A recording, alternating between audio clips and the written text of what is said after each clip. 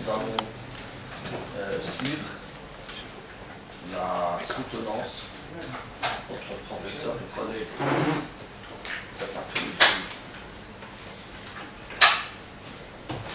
Siad Rafour Achouel, qui a proposé une thèse pour l'obtention d'un doctorat d'État intitulé État et politique des salaires au Maroc, essai d'analyse. Les membres du jury cet après-midi sont moi-même, Tahar Monsef, rapporteur et président, Mounir Zviten, directeur de thèse et membre du jury donc, Amel Ma'nino, rapporteur et membre, et professeur Radwan Baghzi, rapporteur et membre également. Donc, et professeur Radwan Baghzi est professeur d'enseignement supérieur à l'NCG de Kenitra. Bien, professeur Achouel, vous avez 20 minutes pour nous présenter l'essentiel de votre thèse. Et par la suite, je donnerai la parole aux membres du jury pour discuter avec nous les hypothèses et les conclusions. À vous la parole. Merci, Monsieur le Président, chers membres du jury, honorable assistance. C'est avec un très grand plaisir et un grand honneur que je vais soumettre à votre évaluation mon modeste travail qui va s'articuler autour des points suivants. D'abord, ce que j'ai appelé la jeunesse de la réflexion sur la thématique. Je vais énoncer le sujet, essayer de présenter l'axe, son actualité, son intérêt, quelques difficultés avec des aspects méthodologiques, avant de s'attaquer à la problématique et aux questions afférentes. Et puis, juste après, je vais présenter le plan avant de passer aux conclusions et aux différentes perspectives. Concernant la jeunesse de la réflexion, évidemment, l'origine remonte peut-être à très loin. J'avais commencé à réfléchir sur les classes sociales au Maroc, puis j'avais fait un mois de DES sur le salariat industriel au Maroc. Et puis il y a eu des hauts et des bas, bon, beaucoup d'embûches, beaucoup d'obstacles. La vie n'a pas été, disons, gentille avec nous. Et je tiens à remercier spécialement et particulièrement un certain nombre de collègues qui m'ont encouragé, qui m'ont, si vous voulez, poussé à terminer ce travail, qui, je l'avoue ici, n'auraient pas pu voir le jour sans leur encouragement et persévérance. Alors concernant l'énoncé, donc comme l'a rappelé le Président, l'énoncé comme suit, l'État et la politique des salaires au Maroc. Alors j'ai essayé de couvrir une période assez longue. 1956, c'était la date de l'indépendance, l'accession du Maroc à l'indépendance politique, jusqu'à 2016, ce qui nous fait à peu près une période de 60 ans. 2016, ça coïncide avec l'arrivée du gouvernement actuel, donc je me suis arrêté pratiquement, mais en bref, donc ça couvre toute disons, la partie de l'indépendance pratiquement jusqu'à nous. Alors, ce travail s'inscrit dans un contexte, c'est-à-dire après 60 ans après l'indépendance, c'est l'heure peut-être des bilans, tout le monde, si vous voulez, est d'accord pour constater l'essoufflement du modèle actuel, et comme il ne vous a pas échappé, on a entamé toute une réflexion sur les alternatives possibles, sur les possibilités pour, si vous voulez, une stratégie autre. Alors évidemment, le modèle qui a été suivi depuis l'indépendance présente pas mal de limites, notamment à la lumière de la conjoncture, qu'elle soit nationale, régionale ou internationale. Et je cite à titre d'exemple la crise sanitaire, financière, économique, sociale, sans parler de problèmes environnementaux et voire même politiques. Cette réflexion, si vous voulez, s'inscrit dans un cadre plus large, c'est-à-dire j'ai essayé de m'intéresser aux grandes limites de la stratégie de croissance qui a été suivie par le Maroc, notamment à la lumière de la conjoncture actuelle, surtout, si vous voulez, dans le cadre de la mondialisation, à une étape, une période où même cette mondialisation commence à présenter ses limites et ses difficultés, notamment en matière économiques sous forme d'instabilité des marchés, des prix, etc., des déséquilibres sociaux, la montée des chômages et des précarités, des mouvements de protestation et d'indignation un peu partout, si vous voulez, dans le monde, sans oublier les effets ou les menaces que présente même sur la démocratie avec disons, la montée des courants, disons, extrémistes, pour ne pas dire autre chose. En même temps, c'est l'occasion de s'intéresser, disons, de mener une réflexion sur le rôle de l'État, plus particulièrement sur un aspect plus ou moins important, à savoir la question des salaires, et plus particulièrement en relation avec la stratégie de développement et en présence de pas mal de défis économiques et sociaux qui caractérisent l'économie marocaine. Quel constat sur la nature et les défis que présente la croissance marocaine? Alors c'est une croissance, je ne dis pas, je n'invente rien, tout le monde est d'accord pour dire que la croissance marocaine est faible, volatile, non inclusive, coûteuse en capital, crée très peu d'emplois, sans parler de la pauvreté surtout relative, c'est-à-dire, même si la pauvreté absolue a relativement baissé, la pauvreté relative, c'est-à-dire les gens, quand ils se comparent aux autres, ils ont le sentiment comme quoi ils ont été déclassés. Et évidemment, même si la pauvreté a baissé, on a assisté, et les documents officiels l'attestent, à une montée des inégalités. Deuxième grand trait, c'est que depuis l'indépendance jusqu'à nos jours, on a l'impression que les Marocains, sauf peut-être il y a 10 ou 15 ans, les structures sont restées plus ou moins les mêmes. C'est-à-dire on assiste à un très long processus de transformation des structures productives, que ce soit au niveau des branches productives ou au niveau de l'emploi. Et donc on assiste toujours et de plus en plus à une société que j'appellerais, enfin, c'est pas moi qui l'appellerai, c'est Feu Pascal qui a qualifié, disons, la société marocaine d'une société composite. Moi je parle d'une économie composite, c'est-à-dire à la fois il y a des survivances traditionnelles, mais qui se renouvellent sans cesse avec de grands aspects d'informalité.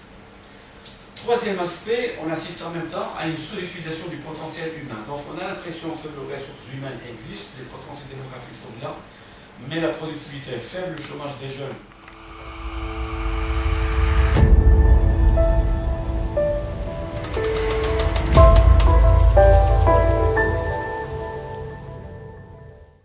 Ensuite, on assiste à une sorte d'inadéquation entre l'effort et disons, le processus d'investissement et ses effets en matière de croissance, et cela aurait plusieurs raisons, peut-être sur lesquelles on reviendra tout à l'heure. Et donc, en même temps, il y a quelques paradoxes. Par exemple, en matière de salaire, les salaires, on assiste à des salaires relativement élevés par rapport à la concurrence, quand je prends l'île Maurice ou l'Éthiopie ou le Bangladesh, ou même, voire même la Tunisie ou la Bulgarie, mais en même temps, nos salariés ont le sentiment, non pas ils ont le sentiment, mais réellement, ils mènent des conditions de vie, disons, très difficiles. Tout ça, disons, pour meubler, si vous voulez, pour planter un petit peu le décor.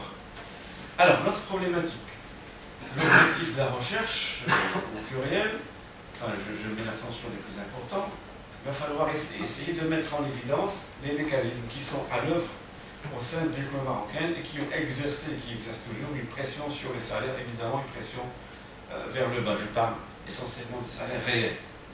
Il s'agit également de dégager les principaux sous-bassements théoriques, les choix économiques et doctrinaux, parce qu'il n'y a pas de politique sans choix, disons, il n'y a pas de politique économique sans choix doctrinaux, et aussi le poids du contexte extérieur que nous allons voir est déterminant en la matière.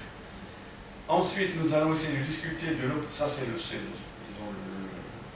l'essentiel du travail, de discuter de l'opportunité d'une stratégie de modération salariale. C'est-à-dire tout le processus de développement, toute la stratégie de croissance a été basée depuis l'indépendance sur, si vous voulez, une hypothèse de base, comme quoi les salaires sont relativement bas suite à la colonisation et qui doivent le rester. Alors la question qu'on se pose aujourd'hui, est-ce que ce choix, est-ce que cette opportunité est toujours, si vous voulez, valable, notamment à la lumière d'une économie de plus en plus globalisée, basée de plus en plus sur la connaissance, l'innovation immatérielle. Je cite simplement les GAFAM, les fameux 5 multinationales, qui travaillent essentiellement dans l'immatériel, dans les services. Alors c'est Google, Apple, Facebook, Amazon et Microsoft.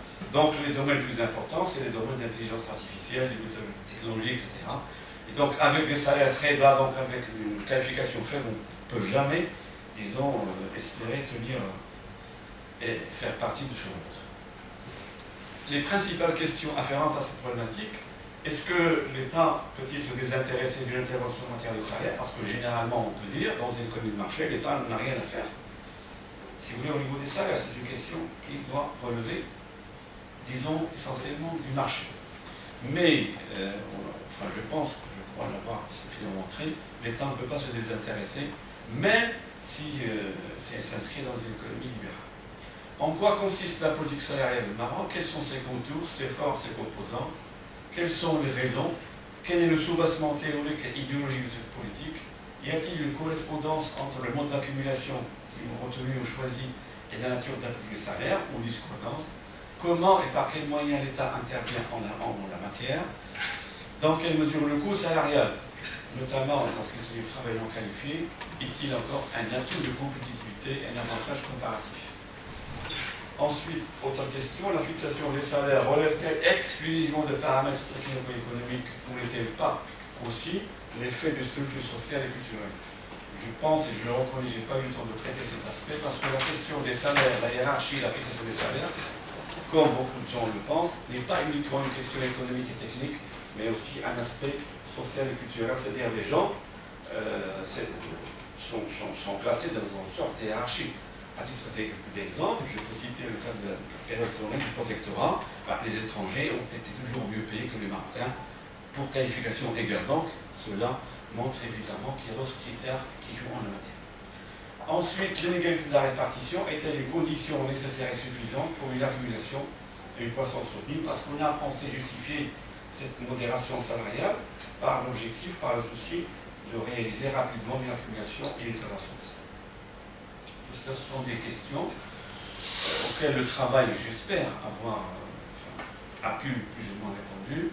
Alors, évidemment, quelques aspects méthodologiques rapidement. Alors, je cite là la phrase de M. Michel Aglietta, comme vous le savez, un grand élan de l'école de régulation. Il nous dit, dans une théorie, on cherche les preuves, ou dans une thèse plutôt, je me suis trompé. Dans une thèse, on cherche les preuves qui confirment ou infirment une théorie économique.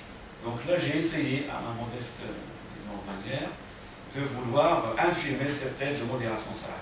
Ça, c'est l'hypothèse fondamentale du travail. Les difficultés, c'est que le salaire, si vous voulez, présente plusieurs aspects. Il est à la fois prix et coût, donc pour le producteur, pour l'entreprise, au niveau microéconomique, mais c'est aussi un revenu pour les salariés, pour les titulaires, disons, de salaire. Et donc, c'est l'essentiel de leur, disons, pouvoir d'achat. Et en même temps, c'est une composante de la demande. Alors, de quel côté se situer?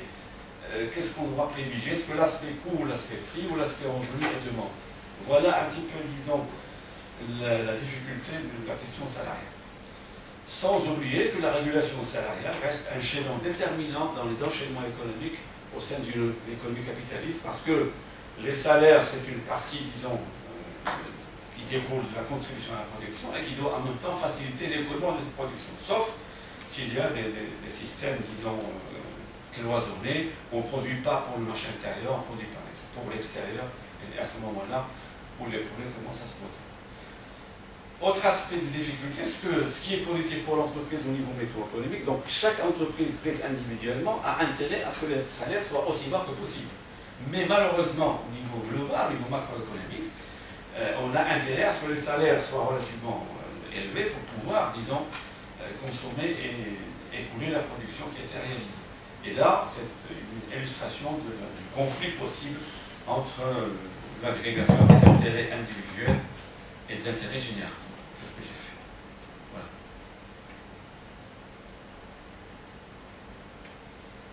Alors, les approches mobilisées qui ont été utilisées plus ou moins directement tout au long de ce travail, il y a l'école de régulation, je ne vais pas m'étaler là-dessus, l'approche institutionnelle et aussi l'école des conventions, qui met l'accent sur les normes, les règles, etc.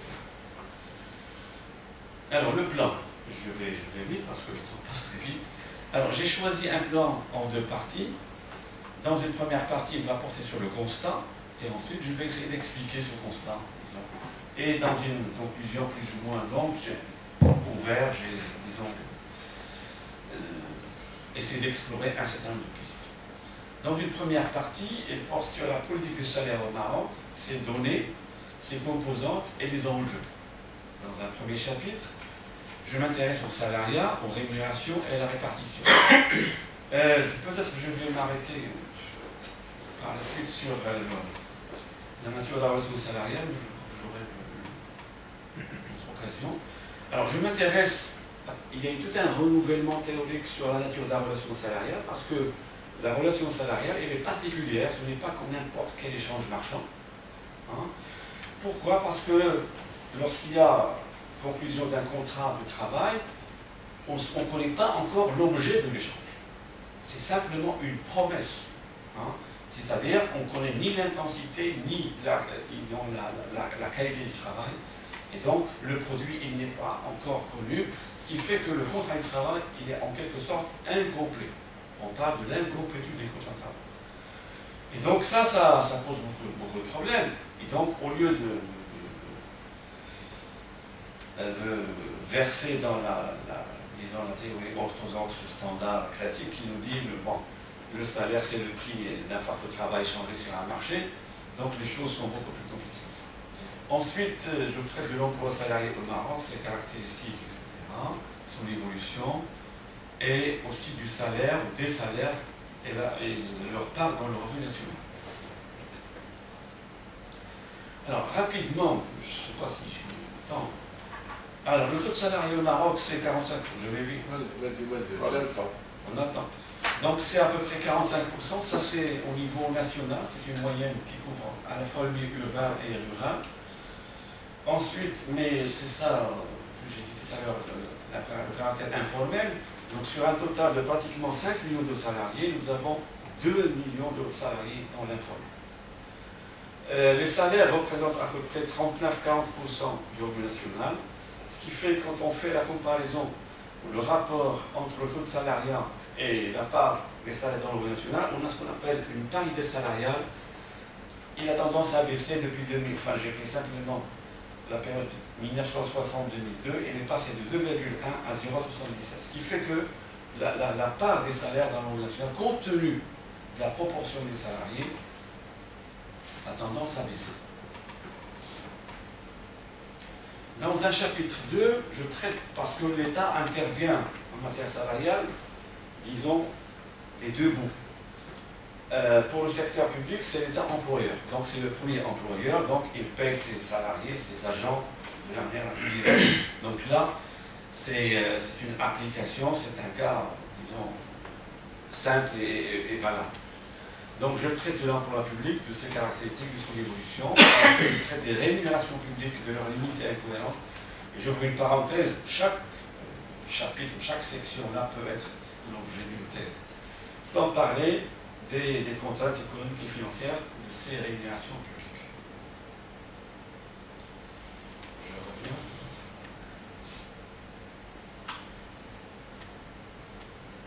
Alors concernant l'aspect employeur, alors, il suffit de vous rappeler que depuis les années 80, on a assisté à une sorte de baisse relative des créations, même absolue, de création de postes budgétaires qui ont varié selon les années. Actuellement, si on analyse la structure des emplois publics, alors évidemment, je n'intègre pas les emplois militaires. Hein. J'ai bien spécifié qu'il s'agit d'emplois civils. Alors, dans des statistiques, parfois on intègre les emplois militaires, parfois on les exclut. Donc, moi je les ai éliminés une fois pour toutes. Donc, les emplois civils dans les administrations civiles, c'est à peu près 570 000. Les entreprises et les établissements publics, 128 000. Les collectivités locales, 150 000. Une remarque pertinente, c'est qu'après la suppression des échelles inférieures de 1 à 5, disons, dans les années 2000, je crois, 2000-2007, hein, lors du gouvernement Abbas el-Fessi, si j'ai bonne mémoire. Alors, on assiste à un phénomène paradoxal, c'est que plus de 65% du personnel sont classés dans les échelles 10, 11 et hors échelle. C'est-à-dire, c'est la première fois où les cadres sont plus importants que les agents d'exécution, les agents subalternes. Mais en même temps, on a, si vous voulez, recours à l'externalisation, ce fonds de budget, de la sécurité, etc.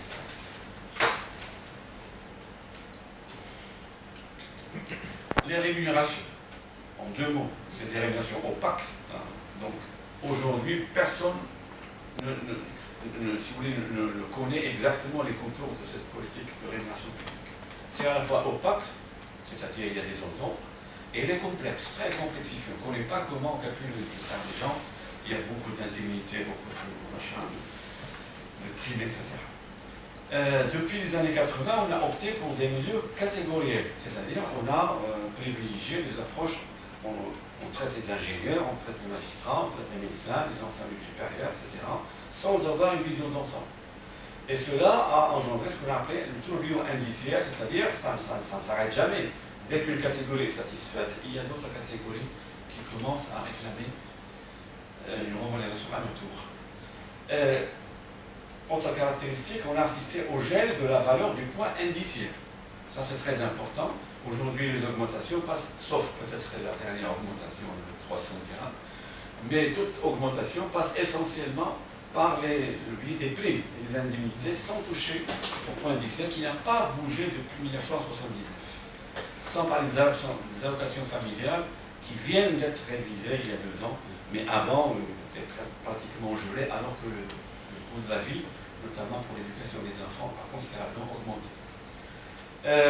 Tout cela a fait que le traitement de base, ou la part du traitement de base, si vous voulez, est allé en diminuant, au contraire des indemnités qui ont acquis une part importante. Beaucoup de statuts particuliers dans la fonction publique, sans parler des inégalités à la fois verticales entre le bas de la hiérarchie et le sommet, et l'horizontale entre différents départements ministériels. Aujourd'hui, il y a des ministères où les primes dépassent les salaires dans d'autres ministères sans les citer.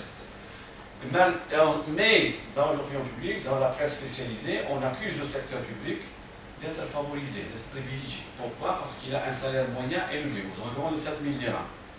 Mais je crois qu'il est erroné de tirer des conclusions un peu hâtives et rapides. Pourquoi? Parce que les salaires qui sont déclarés au privé sont plafonnés. Et parfois sous-déclarés. En même temps, ce qui est le plus important, c'est que c'est le salaire médian, ce n'est pas le salaire moyen. Parce que si vous avez une structure qui est dominée par les hauts cadres, évidemment, vous aurez un salaire moyen assez élevé. Mais quand vous prenez en considération tous les agents de PELS qui ont été plus ou moins soit classés vers les échelles supérieures en attendant leur départ à la retraite, soit c'est aujourd'hui le privé qui s'en occupe, en général les salaires restent très faibles. Et donc le salaire médian, si on se réfère au salaire médian, 40% des agents, pratiquement la moitié, ont un traitement inférieur à 6 000 dirhams. Ce qui n'est pas fameux, surtout lorsqu'on vit dans une grande ville comme Casablanca. Les dépenses du personnel, alors on a voulu alléger un petit peu, disons, le personnel, ce qu'on appelle la fameuse opération de départ volontaire des fonctionnaires, pour réduire un petit peu la masse salariale par rapport au PIB. Cette masse salariale représente plus de la moitié du budget de l'État. Mais ce qui est important à retenir, c'est que cette hausse, elle n'est pas due à l'augmentation des emplois. Elle est supérieure à celle des emplois, notamment parce qu'on assiste à une sorte d'inertie. Grâce ou à cause de ce qu'on appelle le glissement, vieillissement, technicité. Même si vous n'augmentez pas les salaires, du fait de la promotion, du fait, disons, d'une simple promotion du personnel, la masse, évidemment, les promotions, l'avancement dans le grade, etc., fait que les salaires au public augmentent. La masse salariale, évidemment. Troisième chapitre, là c'est l'aspect privé, c'est non plus l'État employeur, mais c'est l'État régulateur. Alors, je parle essentiellement du salaire minimum légal dans ces deux aspects, le SMIC, industrie commerciale et profession libérale, et le SMAC dans le domaine agricole. Non seulement l'État agit sur le secteur privé par le biais du salaire minimum légal, mais aussi agit au niveau de ce qu'on appelle les paramètres institutionnels du marché du travail, par la codification et la gestion du marché. Et aussi par le biais d'une politique économique beaucoup plus large, puisque, comme j'essaie de le montrer, grosso modo, si on cherche à périodiser, le pilotage de l'économie marocaine est passé d'une régulation pseudo-keynesienne, pratiquement du lendemain de l'indépendance, et plus particulièrement du début des années 60, jusqu'au début des années 80, et puis des années 80 jusqu'à aujourd'hui, c'est l'option franchement libérale sur tous les aspects, y compris le marché du travail. Alors peut-être je ne vais pas vous ennuyer avec les données sur le salaire minimum légal, qui est aussi en débat. Alors rapidement, sur le salaire minimum légal, il soulève pas mal de questions. Faut-il le réviser? Faut-il le différencier? Parce que le patronat nous dit que quelqu'un qui est agressif, évidemment, parce que, comme vous le savez, le salaire minimum il est de l'ordre de 3 000 dirhams, quelque chose près. Alors, peut-être qu'on peut vivre agressif avec 3 000 dirhams, mais pas à Casablanca. Peut-être c'est l'occasion d'encourager les entreprises à délocaliser vers les entreprises, enfin, les régions plutôt rurales, où le niveau de vie serait, disons, moins coûteux, ce qui va permettre de verser des salaires moins élevés. Ou carrément faut-il l'abolir, c'est-à-dire donner raison totalement au marché, ou pourquoi pas l'indexer? Il a été question. Alors, je rappelle, déjà avec le gouvernement, on a opté pour l'indexation, mais qui n'a pas été suivi. Peut-être on a réalisé ça une fois. Ce qu'on peut dire, c'est que la logique du salaire minimum, au départ, qui était basée sur un budget d'un ouvrier célibataire vivant dans le milieu urbain, c'est-à-dire on calait le salaire sur ce budget, sur l'évolution du coût de la vie de ce budget.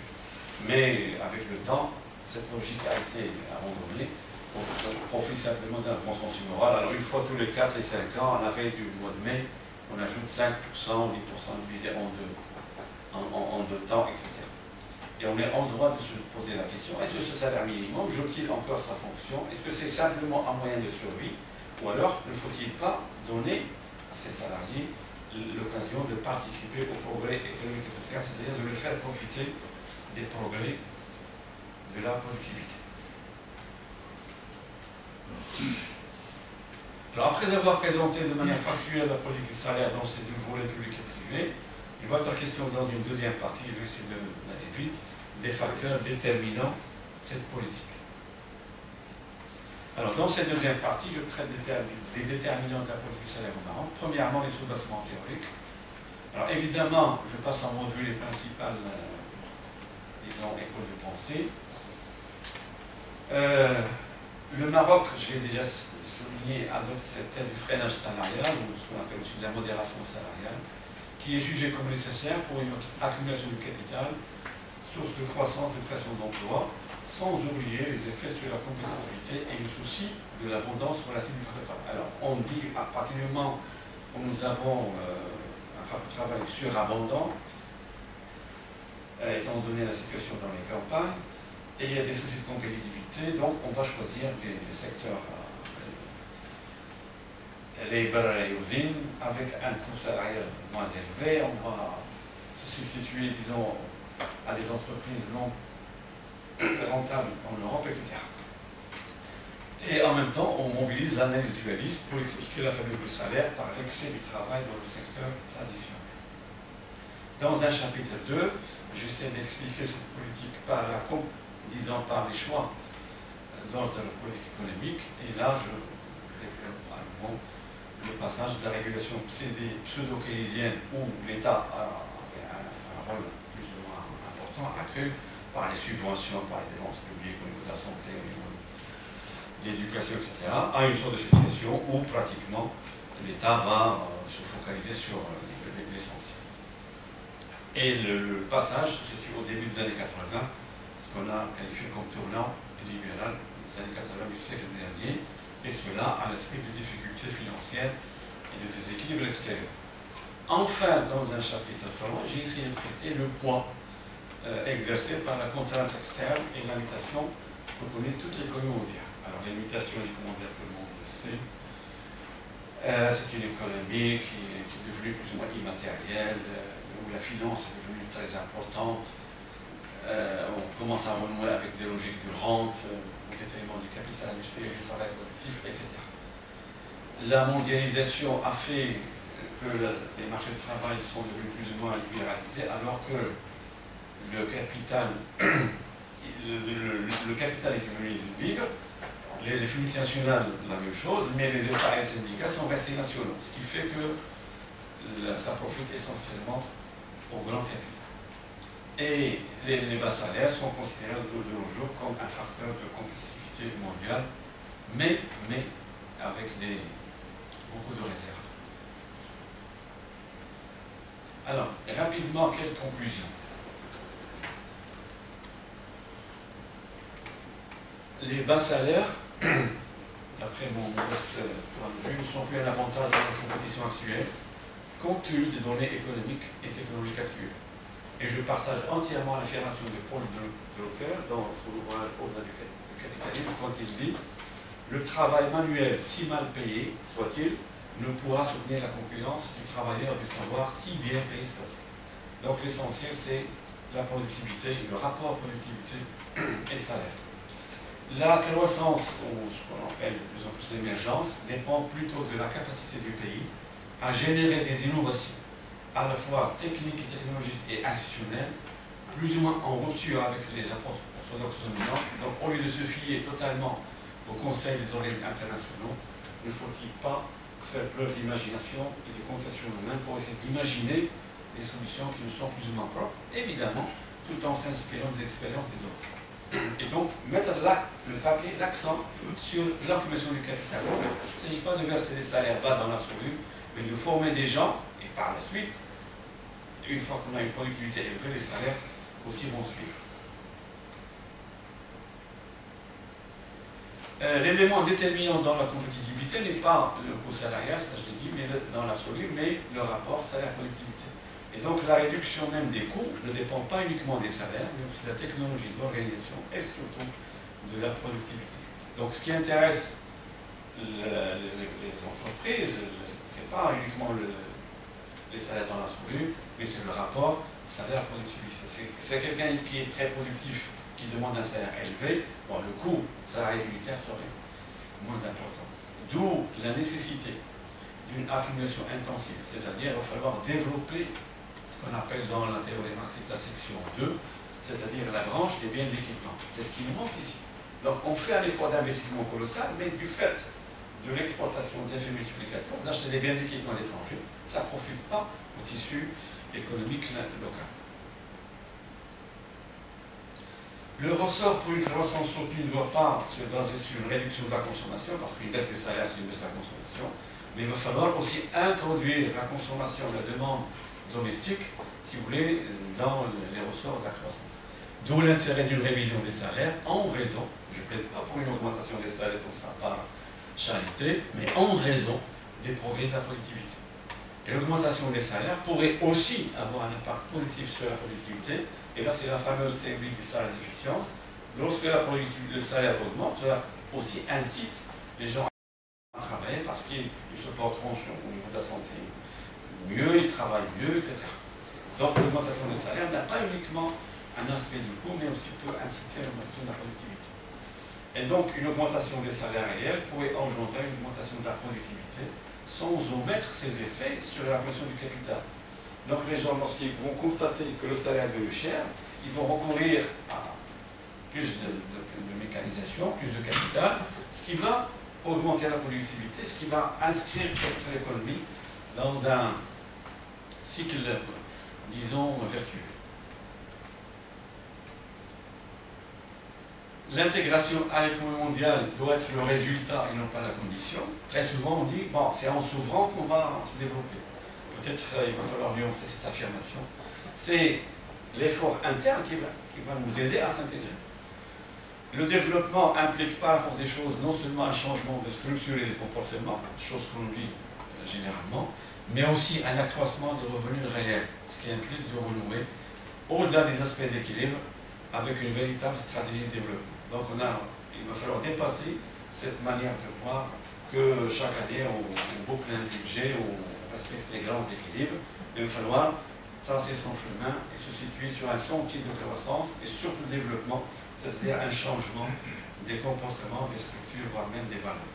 Et de là, retrouver un certain équilibre, non seulement entre le marché et l'État, mais aussi entre l'ouverture et le protectionnisme. Et à cet effet, les industries de substitution des importations et la crise sanitaire nous l'a montré, ne sont pas un tabou. Peut-être, c'est ce qui s'est passé en Amérique latine, les difficultés au niveau du commerce extérieur vont nous inciter à remplacer des biens, à les produire localement, alors qu'auparavant, on courait essentiellement aux importations.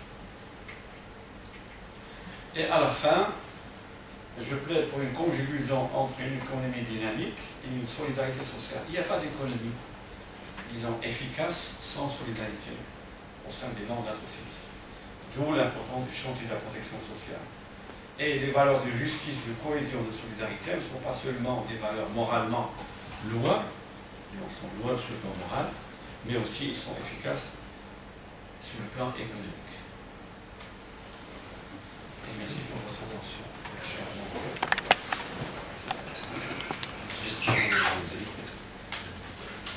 Bien, bien. Donc, merci beaucoup, professeur collègue Achouel, pour cette présentation. Et je donnerai sans trop tarder la parole aux membres du jury pour discuter avec vous quelques aspects de votre thèse. Alors, je demanderai aux membres du jury de tourner autour de 10 minutes, plus ou moins 5 minutes. Moins 5 minutes, c'est aussi ça. Bien. Donc, je commencerai par donner la parole au professeur Antoine Mars. Très bien. Merci, monsieur le Président. Donc, c'est toujours un plaisir et un honneur de prendre la parole en premier, même si je sais que c'est l'usage qui le veut, mais c'est toujours un plaisir. Merci beaucoup, oui. Alors, je ne peux commencer, bien entendu, mon propos sans exprimer ma joie et mon plaisir d'être parmi vous aujourd'hui, donc déjà par rapport au lieu, puisque, comme on dit, le lieu est porteur de souvenirs, et donc et à chaque fois qu'on fait appel à moi donc, au sein de l'Université Mohamed V, et plus particulièrement à la faculté de celui-ci, je viens vraiment avec un plaisir incommensurable, comme on dit. Donc ça, c'est un premier point que je souhaitais partager avec vous. Le deuxième point, je suis très honoré de participer à ce jury, aux côtés, bien entendu, d'éminents professeurs de renommée nationale et internationale. Donc c'est toujours un plaisir d'être parmi vous et siéger parmi vous. Et puis un dernier mot par rapport à Si Achouel, qui a formé des générations au sein de l'université Mohamed V. Donc c'est un honneur également pour moi de participer à ce débat autour de votre travail. Peut-être que dans une autre vie, j'aurais pu être un de vos étudiants, mais c'est un plaisir que je souhaite, bien entendu, préciser ici. Alors, par rapport donc, bien entendu, au thème et à la soutenance, donc je tiens bien entendu à remercier Si Achouel pour la qualité de la présentation. Donc, les propos ont été clairs. Donc, vous avez vous-même fait la constatation. Vous avez opté pour, bien entendu, une thèse en deux chapitres, en deux parties, pardon, qui est une approche francophone, à la différence de l'approche anglophone en chapitres, mais c'est une approche que j'affectionne, en tout cas particulièrement moi-même. Alors, vous avez très très bien expliqué les choses, donc deux parties. Donc, la première a traité un état des lieux, bien entendu, avec 3 chapitres. Premièrement, l'ampleur de l'emploi salarié dans les formes de mobilisation de la force de travail, ainsi que la politique des salaires dans les secteurs publics et privés, dans une deuxième partie, bien entendu, les éléments et les facteurs déterminants qui ont façonné la nature de la politique des salaires durant la période étudiée.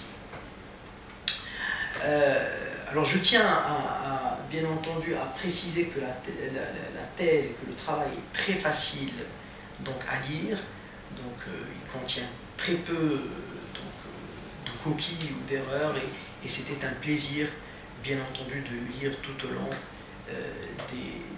des heures que je lui ai consacrées.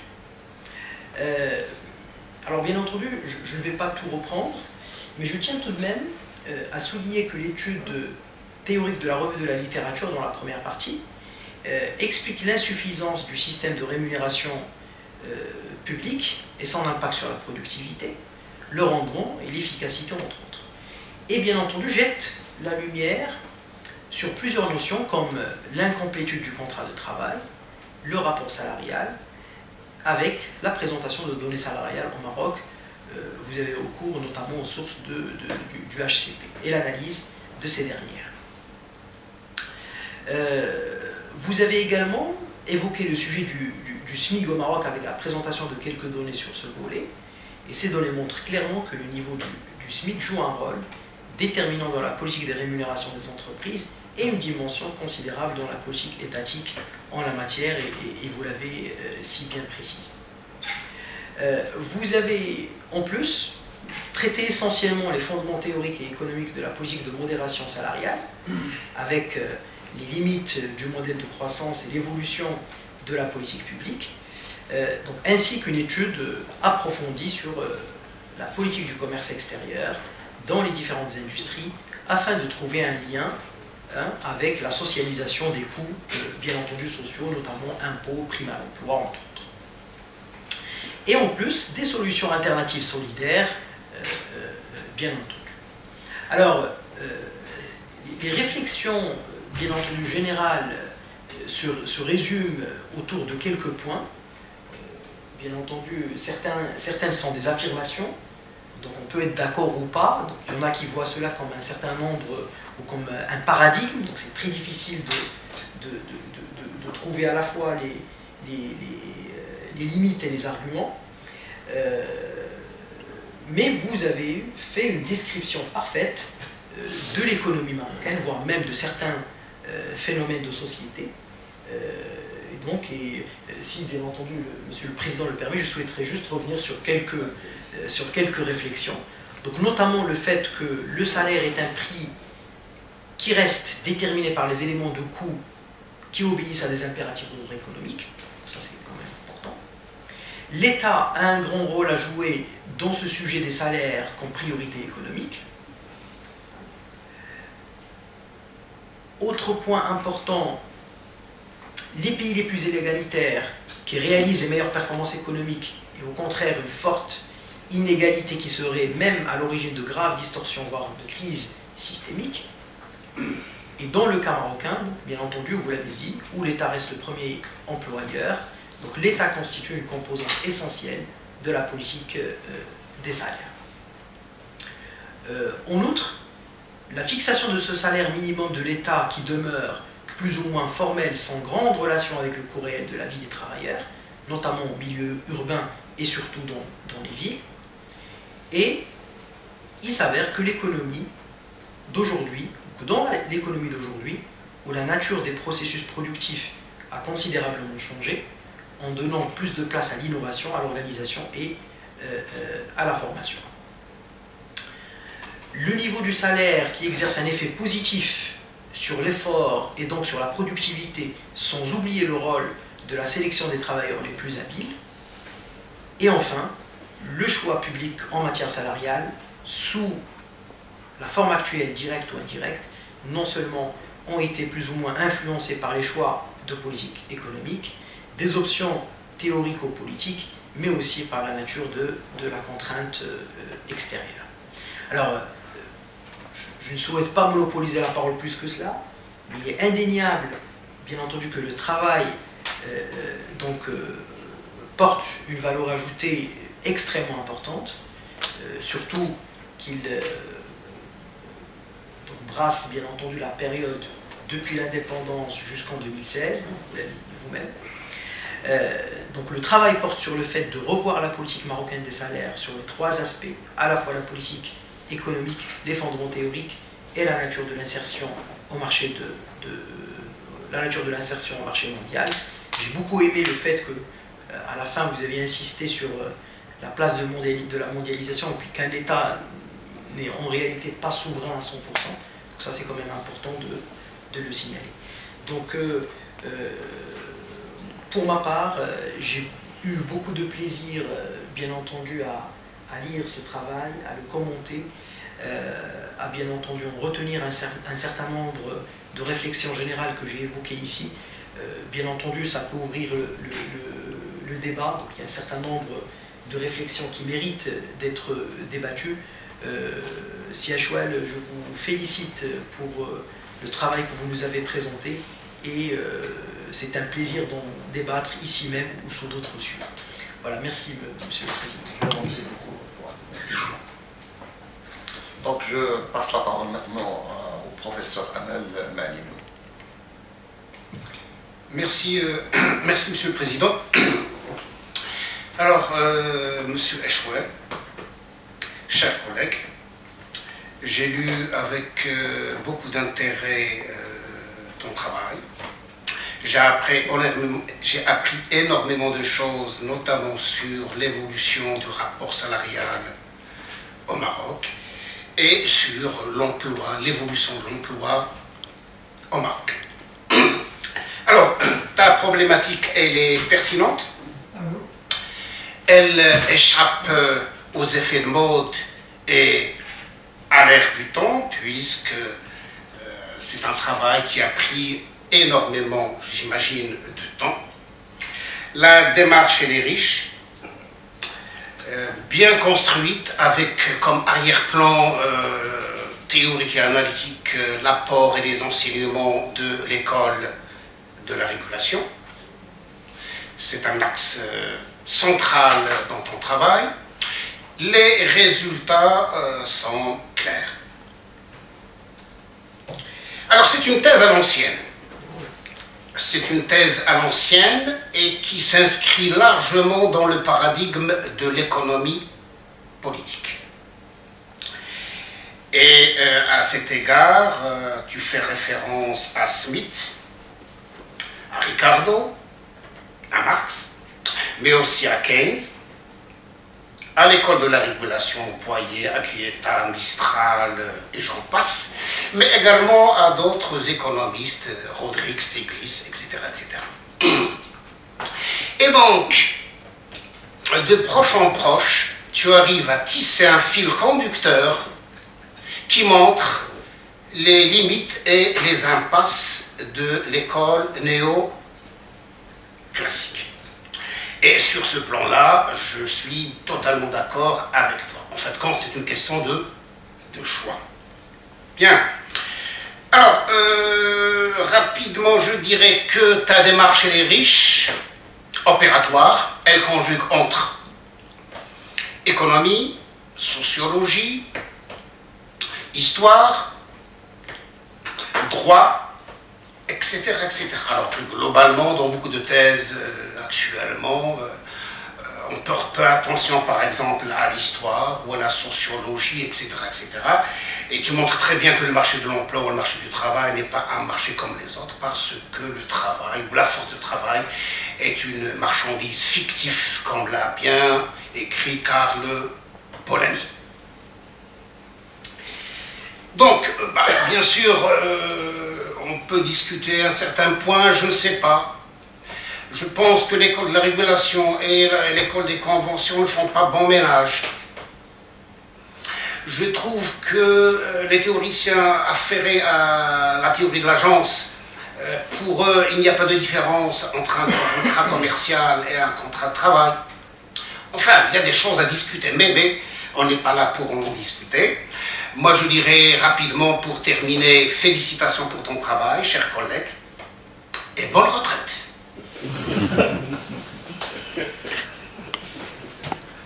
Bien, donc merci beaucoup, professeur Malinou. Nous avons donné la parole au directeur de thèse, professeur Zwieten. En tant que rapporteur, donc, je me permettrai donc d'intervenir moi aussi. Et j'aimerais surtout ne pas vous laisser partir partir cet après-midi sans vous provoquer encore un petit peu pour vous écouter. Parce que, si j'ai bien compris, une thèse, c'est quand on confirme, une thèse c'est une confirmation ou une affirmation d'une théorie économique.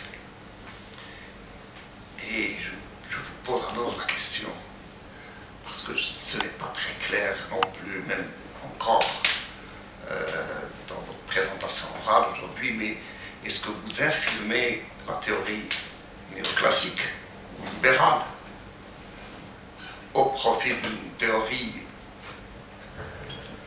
keynésienne, socialisante, marxiste? Je vous provoquerai donc, il va falloir révéler vos préférences doctrinales, professeur Achoua. Le contexte, moi je pense, le contexte n'est pas le même. Je veux dire, l'Europe et les pays sous-développés ou en développement, et le Maroc, c'est pas le même lieu. Donc, est-ce qu'une théorie qui a vu le jour dans un contexte donné, dans des pays avancés, etc., est-ce qu'on va la tester dans un autre contexte et est-ce qu'on va être juste avec cette théorie-là?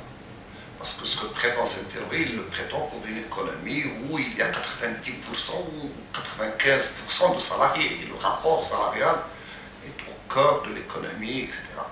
Que ce soit l'approche néoclassique ou marxiste, moi je crois que ce sont des théories qui ont été conçues et adaptées à un contexte qui n'est pas le nôtre. Et ce n'est pas non plus la période. Ce sont des théories principalement qui ont été conçues fin 19e, début 20e siècle, etc. Puis maintenant, beaucoup de choses changent avec les innovations technologiques, institutionnelles et organisationnelles. Ce n'est plus le salariat, enfin. Et donc, j'aimerais donc, première question, que vous reveniez encore sur la thèse. Est-ce qu'elle confirme ou est-ce qu'elle infirme? Ou est-ce qu'il s'agira donc de produire autre chose, au-delà des approches ou des doctrines classiques connues? Il faut peut-être imaginer autre chose, étant donné le contexte et la période. Une deuxième question, vous en parlez dans votre thèse, vous l'avez exposé, mais j'aimerais quand même, si vous pouvez encore réagir sur cet aspect, c'est la place d'une politique salariale dans ce que nous appelons maintenant le nouveau modèle de développement économique. Est-ce que vous avez une idée? Est-ce que cet aspect de la politique économique, la politique salariale, évidemment, quand on adopte une doctrine plus ou moins libérale, ça n'a pas beaucoup d'importance. C'est le marché qui décide finalement. Il faut que l'État régule, il faut que l'État protège les règles du jeu et le droit, mais pas plus que cela. C'est des individus qui signent librement des contrats. Alors, le travail n'est pas une marchandise comme toutes les autres, effectivement. Mais qu'est-ce que vous en pensez de ces innovations, de ces solutions proposées ces dernières années, genre auto-entrepreneur? Et donc, auto-entrepreneur, ce n'est plus un travailleur, c'est quelqu'un qui travaille chez lui-même, il est patron et salarié, je ne sais pas, patron, travailleur à la fois. Et donc, il va travailler avec une autre entreprise et il va facturer ses services. Il n'y a plus de rapport salarial dans des transactions comme celle-ci, bien qu'il s'agit d'un travail d'un individu au profit d'une organisation. Est-ce que vous pensez que ces nouvelles innovations, que les gens aient un identifiant fiscal et qu'ils commencent à facturer, est-ce que vous pensez que ça, c'est juste une fuite pour éviter les gros salaires ou les coûts sociaux du contrat de travail, ou est-ce que c'est vraiment quelque chose qui peut aboutir à... Est-ce que c'est le résultat des innovations technologiques? Vous connaissez le monde, est-ce que Voilà pour la deuxième question. Qu'est-ce que vous pensez de ces nouvelles formes de partenariat, travail? J'aimerais aussi vous poser une autre question, mais je ne sais pas si ça a un rapport avec la thèse, mais même s'il n'y a pas de rapport, j'aimerais connaître ton avis, professeur Achouel. La fuite des cadres et des ingénieurs marocains vers l'étranger. Donc, est-ce qu'on peut les garder grâce à... Comment faire pour garder des ressources humaines de grande qualité? Parce que...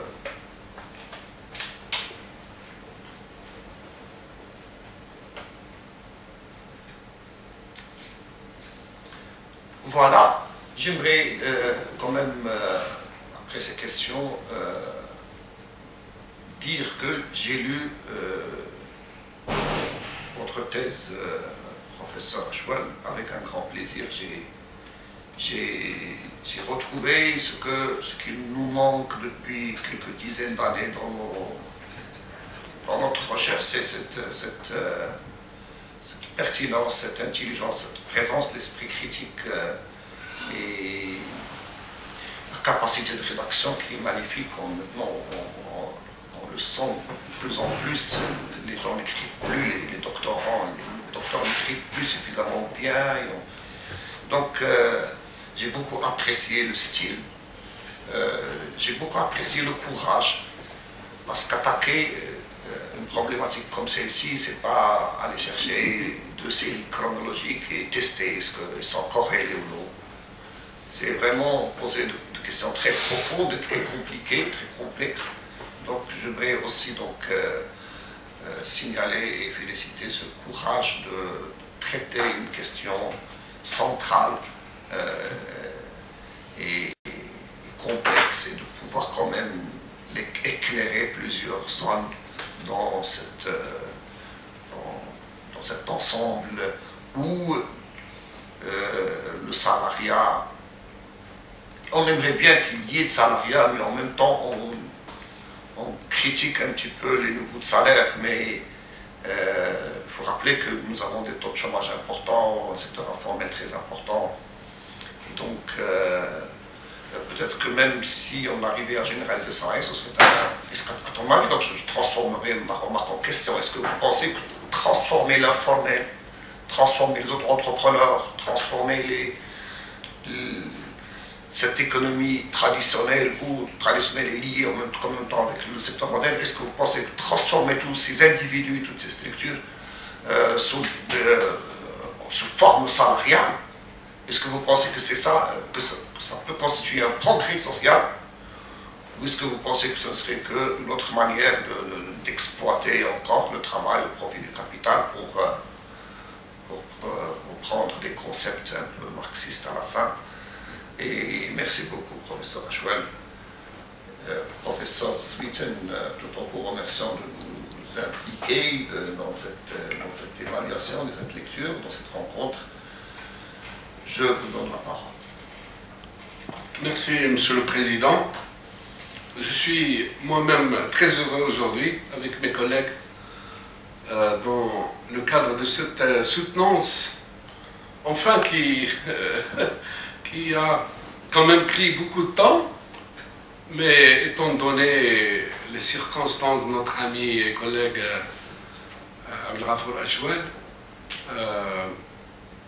a eu quand même, de mon point de vue, un avantage énorme, dans la mesure où Said Achouel a alimenté sa recherche qui a duré plus ou moins dans le temps, alimenter ses cours, ses enseignements, toujours en relation avec ses recherches et ses préoccupations, donc dans ce grand champ des sciences économiques, alimenté d'une manière exceptionnelle, d'une manière magistrale, tous les cours qu'il a pu assurer durant toute sa carrière de professeur. Et la soutenance aujourd'hui est un cheminement long, mais qui a quand même abouti à un travail très réfléchi, mature, une analyse fine une analyse très fine, un essai très approfondi sur les questions de fond dans le domaine des sciences économiques. Et ceci nous a été présenté par C. Ashwell tout à l'heure d'une manière magistrale, une démonstration qui a pu aussi intégrer tous les éléments nouveaux intervenus suite au développement des approches et des réflexions théoriques dans le domaine des sciences économiques. Et ceci a intégré bien entendu donc tous ces aspects qui ont enrichi le travail d'une manière extraordinaire, puisque tous ces aspects reposent sur les contextes actuels, d'où son intérêt à analyser sa problématique spécifique sur les salaires en les attaquant par des entrées aussi bien par le haut que par le bas. C'est-à-dire qu'en intégrant toutes ces dimensions de la mondialisation qui a démarré ces dernières décennies, avec toutes les souffrances et les frustrations sociales qu'elle a pu entraîner, il a intégré d'une manière également très rigoureuse la question de l'évolution de la tertiarisation de l'économie, avec l'économie des connaissances, avec la révolution numérique. Il a mis l'accent également sur un aspect fondamental qui a pu être observé d'une manière très importante pendant la crise de 2008, notamment, avec cette domination de la sphère financière sur les autres segments de l'économie et la libéralisation des flux des capitaux, en intégrant bien entendu également l'aspect qui est un peu spécifique au Maroc, celui de la rente. Tous ces problèmes l'ont amené à constater et à déduire que tout ça s'est fait au détriment, bien entendu, du capital productif, le vrai capital productif, et du travail, qui sont les deux éléments les plus importants du fonctionnement économique, un fonctionnement bien entendu efficient et aboutissant à des résultats probants. La question spécifique de la pression sur les salaires est un produit donc de toute cette évolution qui a été analysée, comme l'a rappelé le professeur Manino, dans la trajectoire historique particulière au cas marocain. Et l'appauvrissement de larges couches de citoyens pose problème et continue à poser des problèmes, surtout au niveau des revenus et des salaires pour les familles les plus démunies, les plus vulnérables. Alors maintenant, j'aimerais revenir sur cet aspect de la recherche qui, au cours de ma lecture de sa thèse, qu'on a discuté bien entendu tout au long de notre travail de concertation et de dialogue et d'échange pour donc aboutir à ce produit, deux questions de mon point de vue n'ont pas été relevées. C'est celui de montrer, peut-être que tu auras l'occasion de nous le démontrer tout à l'heure, de nous montrer comment les salaires sont restés réduits, ceux des collectivités locales, par rapport aux administrations publiques. De mon point de vue, c'est un problème épineux qui nous a fait beaucoup de tort au Maroc, puisque cette catégorie, ce statut particulier des collectivités locales n'a pas été aussi valorisé par rapport au salaire des administrations et a, par conséquent, entraîné un laisser-aller, un certain retrait des activités et des tâches et des missions qui sont propres aux collectivités locales, lesquelles collectivités locales sont au fond des choses, ce personnel administratif local ou élu a la charge la plus lourde au niveau du développement des territoires. Alors ça, c'est une première question peut-être à nous préciser et à nous montrer comment se fait-il que ces deux statuts ne sont pas aussi égaux par rapport au salaire qu'elles procurent. La deuxième question, c'est celle de l'étude sur les carrières. Moi, je crois qu'on manque d'études sur les carrières dans l'administration et même dans les établissements publics. Peut-être que la sociologie s'est beaucoup plus occupée de cette question des carrières que les sciences économiques. Peut-être que, comme perspective de recherche, il faudrait arriver à aussi développer des études spécifiques sur les carrières et sur leur, j'allais dire, leur pertinence et peut-être leur apport possible quant à un meilleur fonctionnement de l'économie en général et un meilleur fonctionnement également des salariés par rapport aux missions et par rapport aux besoins qu'ils doivent également satisfaire pour participer davantage au niveau du travail à l'épanouissement et à la croissance économique et, in fine, au développement global. Voilà un peu les deux questions que je voulais te poser. Je te remercie, je te félicite chaleureusement, je te félicite sincèrement pour ce jour qui est en fait que nous partageons aussi. Nous partageons les 2 derniers jours de notre carrière pour partir ensemble à la retraite. Le 31 juillet, on fera la fête, toi et moi, je te le garantis. Vous allez nous manquer, hein? Très bien, très bien. J'espère qu'on va garder le contact. La soutenance n'est pas encore terminée, donc je donnerai au professeur Achoual, je ne sais pas, 10 minutes peut-être, pour répondre à toutes les questions à la fois d'un seul coup, ou peut-être répondre à chaque question toute seule. Je ne sais pas si à vous de voir. Je vais peut-être inverser le rang. Je commence par la dernière intervention et je terminerai par les premières. Très bien. Alors, pour Zweten, bon, d'abord je vous remercie pour vos sentiments à mon égard et j'en suis très ému. Concernant les collectivités locales et les administrations publiques, alors évidemment, l'élément en commun, c'est que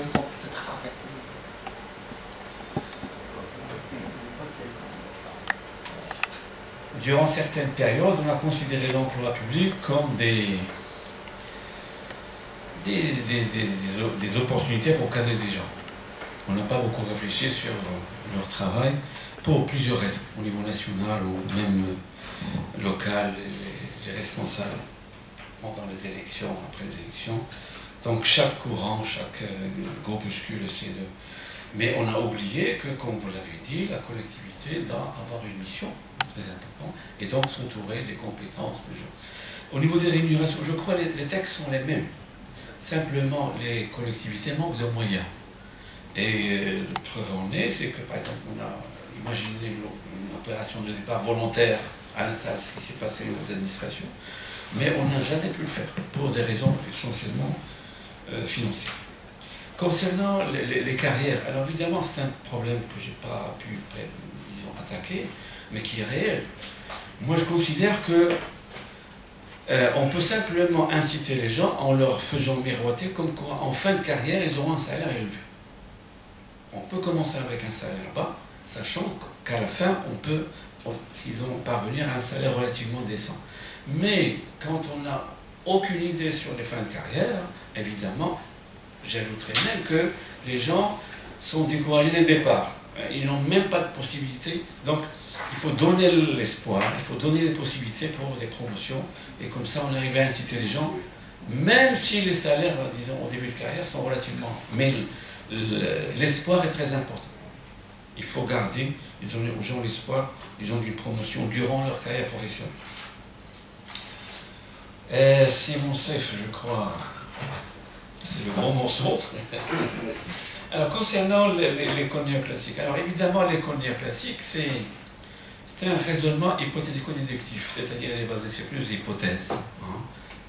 Une fois qu'on admet les hypothèses, évidemment, on peut être d'accord avec les conclusions. Simplement que ces hypothèses ne se retrouvent pas dans la réalité. Donc on est dans un monde plus ou moins abstrait et tout le problème est d'essayer de comprendre dans quelle mesure la réalité se rapproche du modèle. Les limites de cette théorie, à mon humble avis, ont été révélées au grand jour à l'occasion, disons, de la jeunesse de la question du développement. Parce que le développement, c'est avant et après tout une question de changement de structure, disons, de métamorphose d'économie, de la société, des comportements, des valeurs. Mais l'école néoclassique part du principe que nous avons un marché étouffé, nous avons des gens rationnels qui sont libres, mais dans la réalité, la rationalité n'est pas, disons, parfaite, il est toujours plus ou moins illimité, plus ou moins limité. Les rapports des gens ne sont pas les mêmes, il y a des asymétries dans les rangs, dans les informations, etc. Ce qui fait que dans le monde réel, il va falloir peut-être se pencher de ce côté-là. Mais je ne pense pas de jugement comme ça dans l'absolu. Peut-être la première se penche sur l'aspect formel, formalisé, disons, abstrait, alors que les autres approches essayent, évidemment, le réel n'est jamais, disons, reproduit à 100% en théorie. Il y a toujours des décalages. Concernant le nouveau salariat, moi j'appelle c'est un nouveau salariat. Je prends l'exemple des chauffeurs d'Uber. On leur donne l'impression qu'ils sont libres, ils ont leur propre véhicule, mais en fait, il s'est avéré, ils sont des salariés déguisés. Et les firmes recourent à ce genre, disons, de pratiques pour échapper aux cotisations sociales, aux déclarations, etc., pour mettre toute l'incertitude sur les salariés. C'est-à-dire, vous êtes, disons, entrepreneur, entre guillemets, mais dans un rapport de salariat. Les choses ne sont pas très... Évidemment, ce modèle est plus ou moins encouragé par les changements, comme vous l'avez dit, techniques, technologiques, l'informatique, etc. Mais fondamentalement, moi je considère que la société reste et restera toujours structurée. Il y a toujours des gens plus intelligents, plus malins, plus rusés pour couvrir la situation. Mais le problème, c'est que l'État, au nom de l'intérêt général, doit développer, mettre au point des garde-fous pour, justement, au nom de la justice, pour permettre cette solidarité, cette cohésion sociale.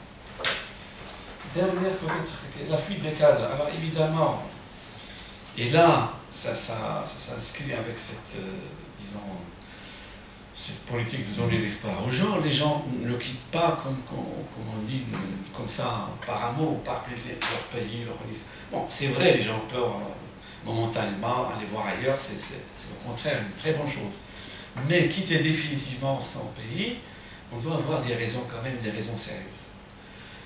Entre lesquelles vous avez, heureusement d'ailleurs, des expériences sans les citer, où des gens restent attachés à leur pays parce qu'ils ont l'impression de vivre une aventure, de participer à son développement, à un projet de société, même si, disons, les conditions matérielles ne sont pas idéales. Mais ils participent au progrès, aux créations, aux innovations. Donc, quand les gens quittent d'une manière massive et sans penser au retour, c'est qu'il y a un problème.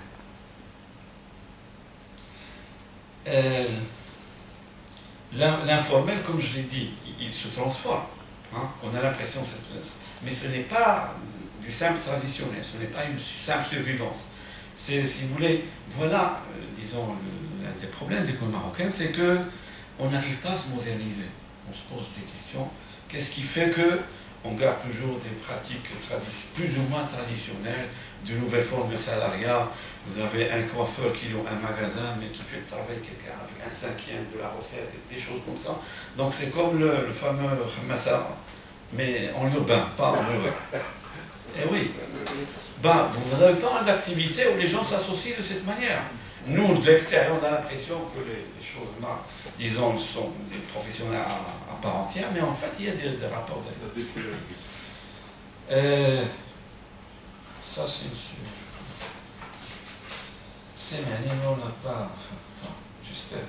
Alors, l'école de convention, l'école de régulation, ce sera un très long débat.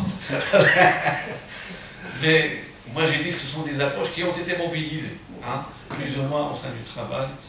Mais je reste quand même convaincu que ce sont des écoles plus ou moins hétérodoxes, mais on assiste à une sorte de convergence, qu'on le veut ou non, aujourd'hui, entre même les ultra-orthodoxes et ces écoles hétérodoxes. C'est-à-dire qu'on arrive à dépasser le courant marxiste traditionnel qui considère que la force de travail est une marchandise, mais on se rend compte que absolument. Donc cette fameuse théorie d'incomplétude des contrats constitue une sorte de synthèse, hein, entre les deux courants. Peut-être il y a un aspect que je n'ai pas suffisamment mentionné, et M. Barzi, peut-être que je remercie, m'a donné l'occasion d'y parler.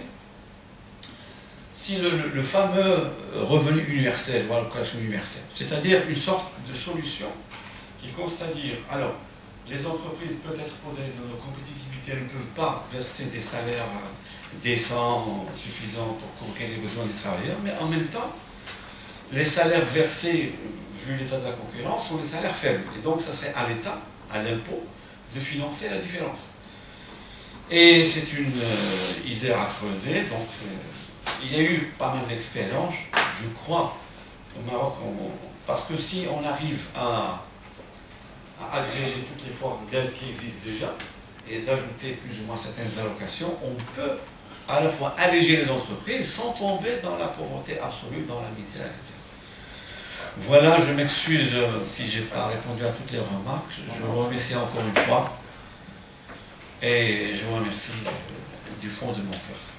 Très bien, merci beaucoup, professeur Achouel. Je ne sais pas, est-ce que c'est le comité ou c'est l'unité qui... Bon, excusez-moi, donc je vous demande de quitter la salle, messieurs, pour délibérer.